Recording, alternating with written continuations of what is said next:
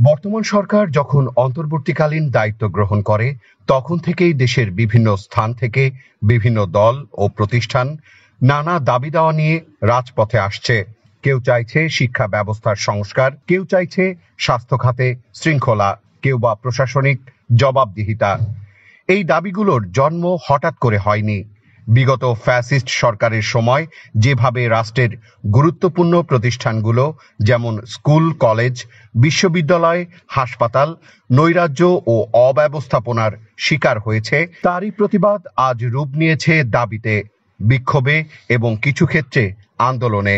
জনগণের ক্ষোভ যৌক্তিক, তাদের হতাশা বাস্তব, আর এই ক্ষোভের প্রতিফলন সরকার উপলব্ধি করেছে। অনেক দাবি সরকার আন্তরিকতা ও দক্ষতার সাথে সমাধানের পথে এগিয়ে নিচ্ছে, কিন্তু বাস্তবতা হলো একটি অন্তর্বর্তীকালীন সরকারের পক্ষে দেশের প্রতিটি সমস্যা একযোগে সমাধান করা সম্ভব নয়। কারণ সরকারের প্রতিদিনের রুটিন প্রশাসনিক কাজের বাইরেও আছে অনেক গুরুত্বপূর্ণ দায়িত্ব, যেমন সংবিধান রক্ষা, রাষ্ট্র ব্যবস্থা সচল রাখা এবং সামনে আসন্ন জাতীয় সংসদ নির্বাচন সুষ্ঠুভাবে সম্পন্ন করা।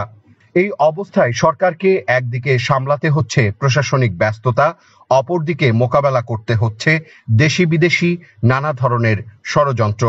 ভারতের পক্ষ থেকে আছে কূটনৈতিক চাপ এবং মিডিয়া অপপ্রচার। দেশের ভেতরে সেনাবাহিনী নিয়ে মিথ্যা গুজব ছড়ানো হচ্ছে, সামরিক নেতৃত্বকে প্রশ্নবিদ্ধ করার অপচেষ্টা চলছে। এসব কিছু অন্তর্বর্তীকালীন সরকারের জন্য বাড়তি চাপ সৃষ্টি করছে। এই ষড়যন্ত্রগুলো কেবল সরকারের বিরুদ্ধে নয়, বরং দেশের স্বাধীনতা ও স্থিতিশীলতার বিরুদ্ধেও একটি স্পষ্ট হুমকি।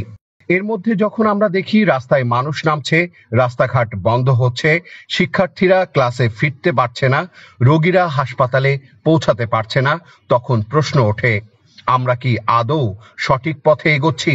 আন্দোলনের নামে যদি জনজীবন বিপর্যস্ত হয়, তাহলে এতে সবচেয়ে বেশি ক্ষতিগ্রস্ত হচ্ছে সেই সাধারণ মানুষ যারা প্রতিদিনের লড়াই করে বেঁচে থাকে।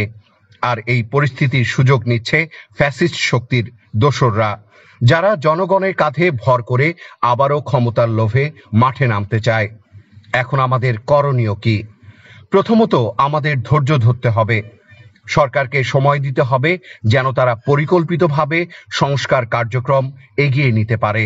দ্বিতীয়ত, যে কোনো দাবি আদায়ের জন্য শান্তিপূর্ণ ও গঠনমূলক উপায়ে এগিয়ে আসতে হবে, যাতে জনদুর্ভোগ না বাড়ে, বরং নীতি নির্ধারকদের মনোযোগ আকৃষ্ট হয়।